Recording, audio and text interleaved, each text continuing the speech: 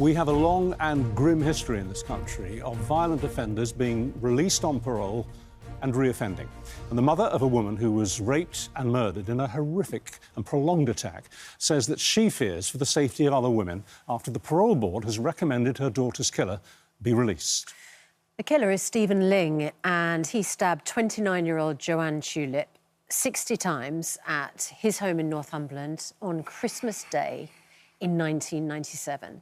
Some of the details are too disturbing for us to even report this morning, but we're going to speak to a very brave woman, Joanne's mum, Doreen Salisbury, in just a moment, about her campaign to keep her daughter's killer behind bars.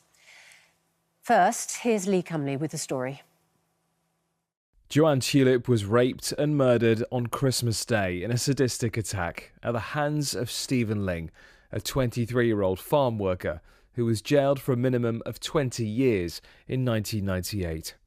Psychologists have recommended his release, saying the risk that Ling poses is not imminent and manageable in the community. The Parole Board concluded that imprisonment was no longer necessary for the protection of the public.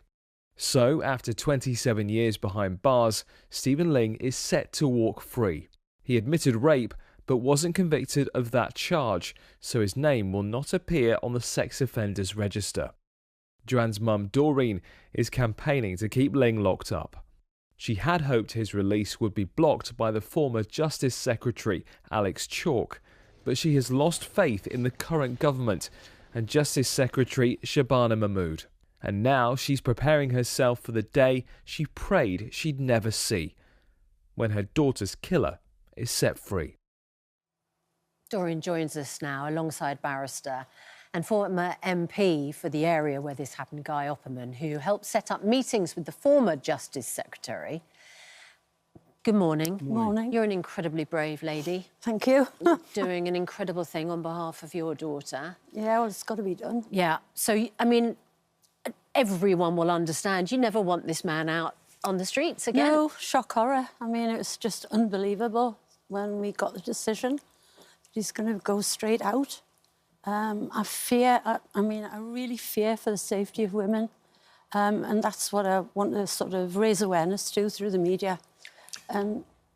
27 years, of course, he's spent Yes. in prison. Yes. Part of your issue is that although he served time for murdering your lovely daughter, he wasn't convicted of rape. No. Even though he confessed to Yeah, it. he confessed to it, and even in prison he's admitting he raped.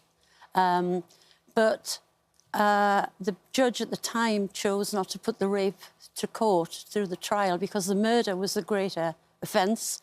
And it was an abusive court process, and it would upset the family if they put it through court. But as a result, he's not a sex offender. He's not a convicted sex offender, and the attack was sexually driven. What would you say to the body of opinion out there, and it's clearly represented by the Parole Board, so I'll just put it to you, that people can change, that he committed this horrible crime in his early 20s, and he's now 48, 49, and he's been assessed, and in their opinion, he's a changed man and he's safe to be let out. What would your response to that be? No, I believe it's the way his head is wired because he hasn't offended. Things haven't been reported. But from the age of 12 years, he was doing funny things in the village and known as a weirdo, sexual things, and it's just escalated to... Yes, you're saying he had a very warped attitude towards women generally. Yes, oh, and yes. that was apparent in his behaviour, Yes, yes. which ended up in the horrible... And a year murder of your before daughter. Joanne, he tried to get in a girl's house. Say again? A year before Joanne, he attacked Joanne, he tried to get in a girl's house in the village, and he got his foot in the door, and she nipped him, and he got out. And she feels very guilty that it could have been her that night.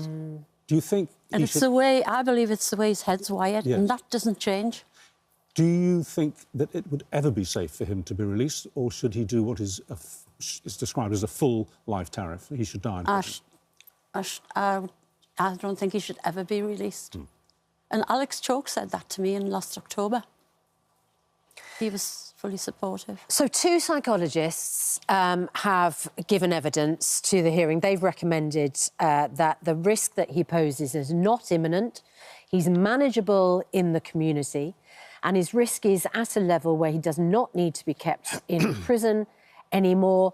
No evidence of an enduring interest in inflicting violence to achieve sexual gratification.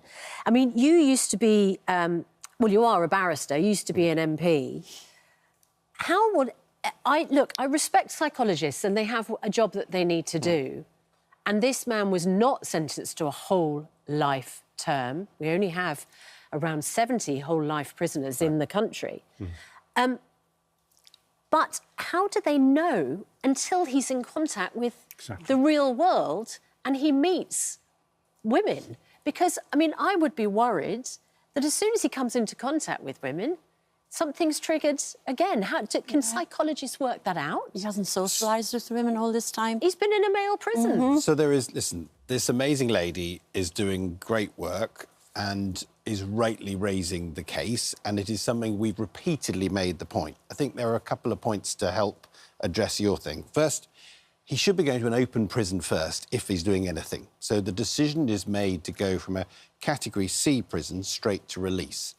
What Doreen and I have fought repeatedly and been successful down the years is preventing him going to an open prison.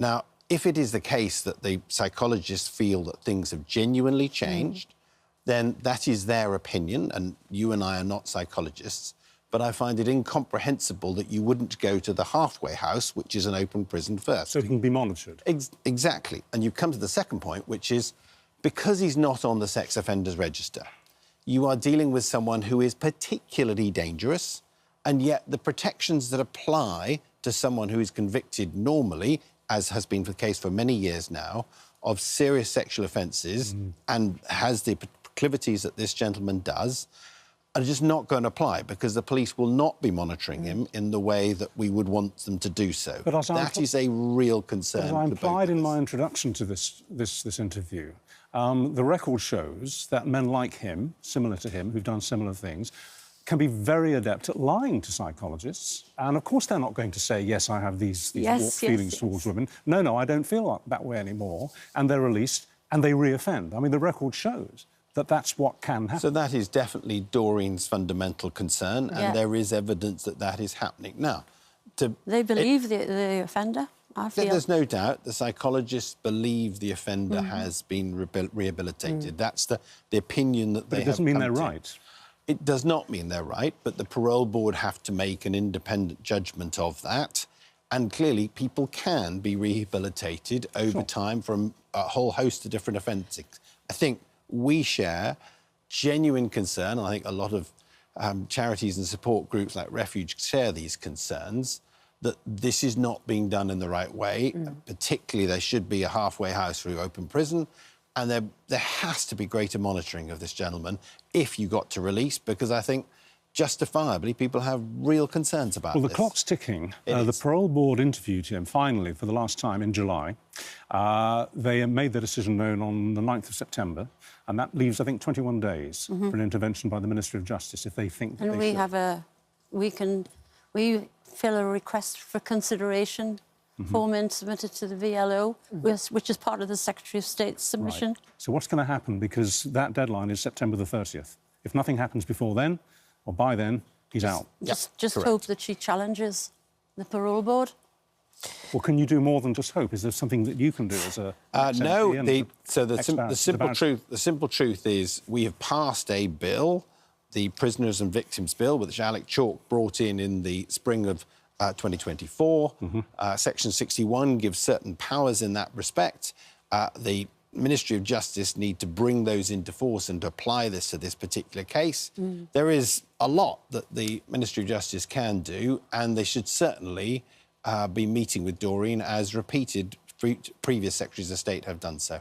So the Ministry of Justice said their thoughts are with you at this difficult time, and that the Lord Chancellor's first priority is keeping the public safe. Yeah, and mine. Which is what you're most concerned about. Yeah. This isn't vengeance against the person. I have to say, I just feel that the psychologists in the prison believe everything he says.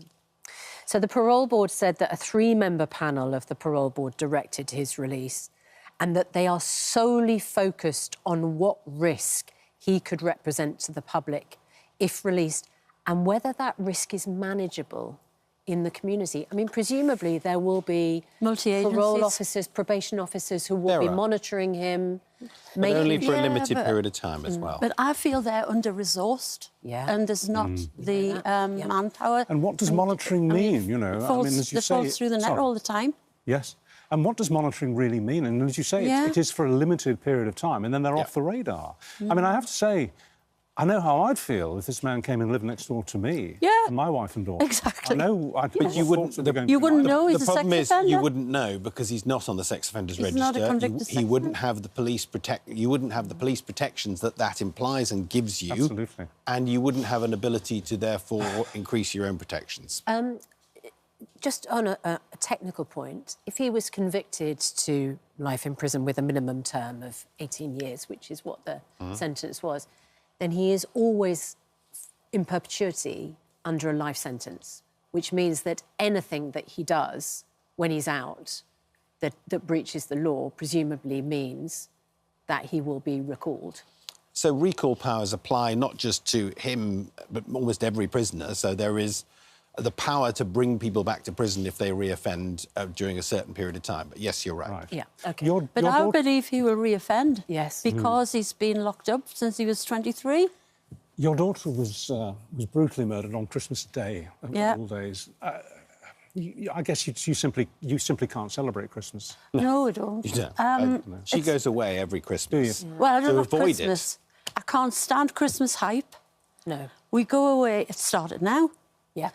We go away in December, but I'm always back for, I'm always back for Christmas Eve to go to see Joanne. Do you? Can you just... What do you do on Christmas Eve and Christmas Day, then, in order to remember your daughter? Just to be with her at her grave. Yeah. Tell us about Joanne. In a minute. Yeah. She was amazing, wasn't she? She was a force of nature. She was such bright, a happy bubbly, girl. Tell us, yeah. A happy girl, always smiling, naive and too trusting. And she always saw the good in people and never saw the bad. And She was that's very what popular, happened. wasn't she? She was very popular, yeah. Bubbly blonde hairdresser. And she was just lovely. Not easy to live with. Not easy to live with, but you hear things after she passed. You hear things that from her friends and things, how caring she was. Yeah. You know, if she hadn't seen any friends for a while, Yeah. she would put cards through doors saying, "How are you? I haven't seen you for a while." And she never missed a birthday. And she was on benefits because she had ME. Right. And she didn't have a lot of money, yet she got into debt because of birthday presents, you know, she couldn't afford. Bless her. So she was a very caring girl, but you don't find out these things till afterwards. It's almost a gift, isn't it, the memories people it have? brings a lot of joy to me, that. Yes, I can To imagine. know that she was like that. Yeah. Sorry, I'm usually stronger than this. Nothing to You're doing apologise amazing. for. It's an incredibly sensitive time. We're sending you loads of love and thinking about you. It's a Yeah. really significant 3 weeks. But I this just 3 miss the weeks. mother-daughter thing, you know. Of course you do. You hear about other mothers with a daughter, like, you know, they go on dates and days away and holidays and things. And Joanne was always wanted to travel. Yeah. I mean, when we went into her flat on that morning, because we had to go down to her flat and get a cat. She had a cat. And the place was covered in travel bureaus. And even when they're grown up, they're still your little girl, aren't they? Oh, yeah. You know? Yeah. That's how you sort of Yes, that's it. look at them and Yeah. remember them. Look, we send our love. Doreen, thank you very much indeed. I know this is a That's hard all right. interview for you Yes. to do. I haven't done studio before, so... No, well, we're honoured that you came in and talked to us. Guy, can I just finish? Yeah. If he comes out, what warning do other women have? Not a great deal, I'm afraid, because obviously he's not on the sex offenders register, which is one of the things that particularly concerns both of us and the various refuge charities. And There is a restriction on where he can go for a period of time. I'm not sure quite the parameters of that, but it's very little. But it's fairly. What, you mean geographically, or Yeah, the types of places? Exclusion zone. There's an exclusion zone, so you can't go to where the victim It's was. literally, Right. it's ridiculous. It goes north of where we live to Hayden Bridge and south. So it's about 5 to 10 miles, and that's it. It's so that Yeah. you are protected from any Yeah, but he contact. could get there in 10 minutes. Yeah. Thank you both very much. It's a very disturbing case, and I know that viewers will have strong opinions about it. But thank you so much for Hope so. telling us Yeah, about it. thank you. Thank you for having us.